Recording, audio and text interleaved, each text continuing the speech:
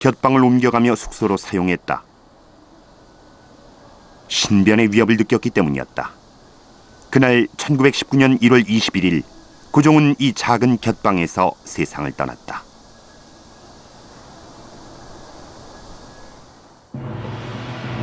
고종은 늘 죽음의 위협에 시달렸다. 특히 1895년 명성 황후가 시해된 이후 고종의 불안감은 더 높아졌다. 이런 중압감으로 고종은 늘 불면증에 시달렸다.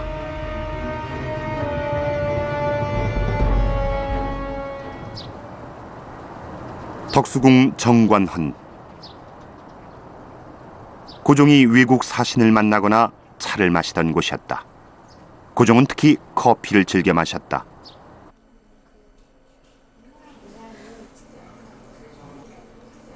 고종이 사용하던 찻숟가락.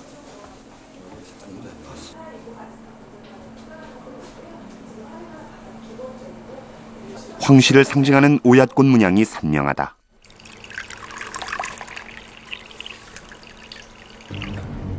고종이 대한제국을 선포한 다음 해인 1898년 고종 독살 미수 사건이 발생한다. 역관 김홍육이란 인물이 고종이 마시는 커피에 다량의 아편을 섞은 사건이었다. 러시아어 통역관이던 김홍육이 뇌물 사건으로 유배를 가게 되자 저지른 일이었다.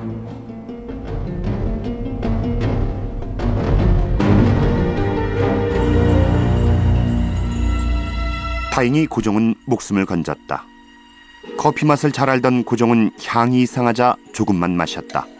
반면 많이 마신 왕세자 순종은 큰 곤욕을 치렀다고 돼 있다.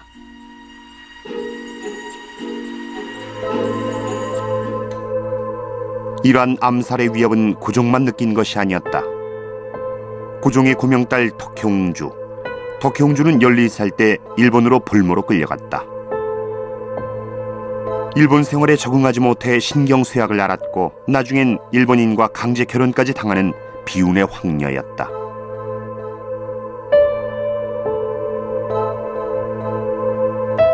덕혜의 일본인 동창생이 남긴 증언록. 여기엔 늘 암살의 두려움에 떨었던 덕혜옹주의 모습이 생생하게 남아있다.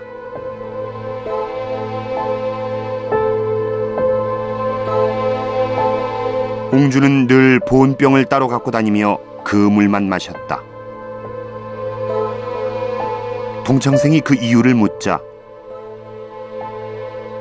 혹시라도 있을지 모를 암살을 두려워해서였다고 증언하고 있다.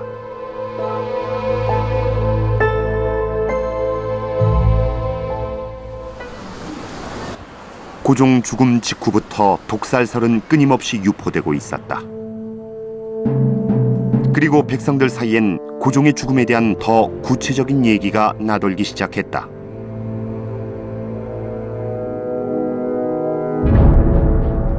고종이 식혜를 마신 다음 급사했다는 것이었다. 식혜 독살설은 각종 기록에도 나타나고 있다.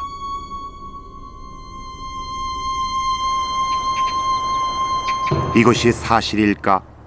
고종은 정말로 식혜를 마신 다음 갑작스레 죽은 것일까?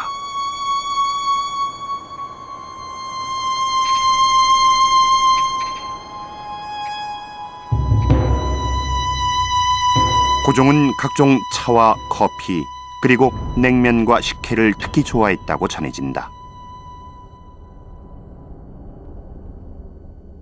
근데 특별히 그 소나무 사이사이에서 나오는 돌 틈에서 나오는 좋은 석간수라는 좋은 물을 받아다가 그래서 이 쌀을 삭혀서 식혜를 드셨다고 하는데 이것을 아주 너무너무 즐겨 하셔서 아침에 새벽에도 드시고 저녁에 밤참에도 드셔서 이렇게 해서 여러 가지 음식 중에서 특히 식혜를 즐겨 하셨던 것으로 황제를 위해 특별히 좋은 물을 이용해 만들어진 식혜.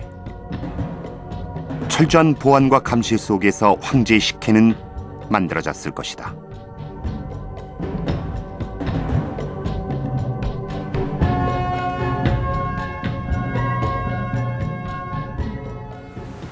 그렇다면 식혜가 과연 독약이 될 수 있을까?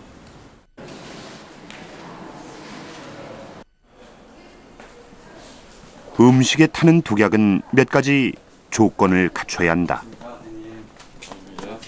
독약이 좋은 독약이 되려면은 이 소량으로 아주 적은 양으로 효과가 나타나야 되기 때문에 이제 그런 조건을 충족시킬 수 있는 독극물이라면은 얼마든지 식혜의 그 단맛을 그 단맛 속에 숨기고 독살할 수 있는.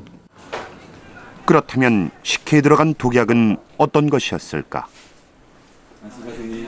이 고종 황제께서 평소에 워낙 식혜를 잘 드시던 것이기 때문에 밤참을 꼭 드시거든요. 했기 때문에 그 맛을 잘 압니다. 그러니까 맛에도 변화가 없고 향기도 나지 않는 막 그런 종류의 아주 그 강렬한 독이 아니었을까 그렇게 짐작할 수 있겠죠. 예를 들면은 비상, 예전에 워낙 독하고 많이 쓰던 비상 같은 거. 이 비상이 비소를 정제해서 만든 것인데 무색 무취고 물에 잘 녹습니다.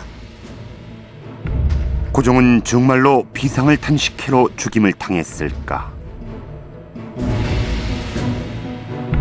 윤치호는 자신의 일기에 고종의 독살과 관련 매우 의미 있는 기록을 남겼다. 당시 윤치호는 정계의 거물이었다. 친일파이면서도 독립운동에 가담하기도 하는 등 다양한 경력을 갖고 있었다. 1880년대와 1890년대 초반에 일본, 중국, 미국 세 나라에서 유학을 한 그런 인물이었고요. 또 서재필 박사와 함께 독립협회의 최고 지도자로 활동했었습니다. 또 오늘날의 차관급에 해당하는 고위관직도 여러 차례 지냈고, 그리고 백오인 사건 때 3년 넘게 투옥되었던 그 독립운동 경력의 또 소유자였습니다. 그래서 지식인들은 물론이고 한국인들 대다수가 익히 알고 있는 그런 거물급 인사였다고 볼 수 있습니다.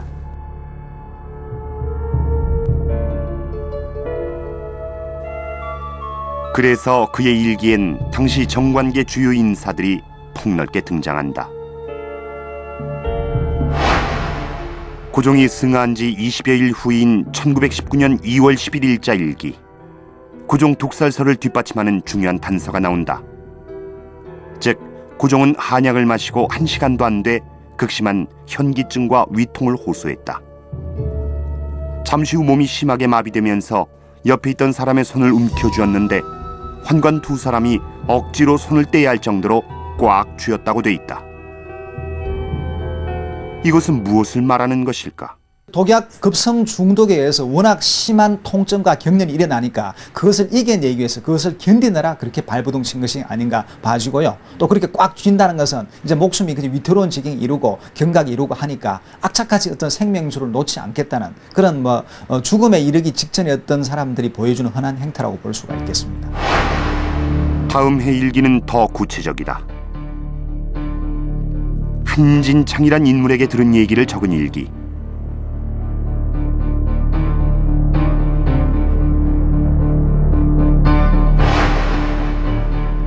고종은 식혜를 마신 지 단 30분 만에 심한 경련을 일으켰다고 돼 있다. 바로 경련, 마비가 왔다는 것은 이제 이 신경계통의 독성을 나타내는 그런 물질들, 얼마든지 이런 증상이 나타납니다. 예를 들면 이 비상 같은 것도 이제. 시신의 상태에 대한 기록도 남아 있다. 하루 이틀 만에 시신이 심하게 부어올라 바지를 벗기기 위해 통넓은 황제의 바지를 찢어야 할 정도라고 돼 있다. 저희들이 부검을 할 때 흔히 부패된 시신의 옷을 벗길 때는 그 다리나 팔이 부어 올라가지고 흔히 저희들도 옷을 찢습니다.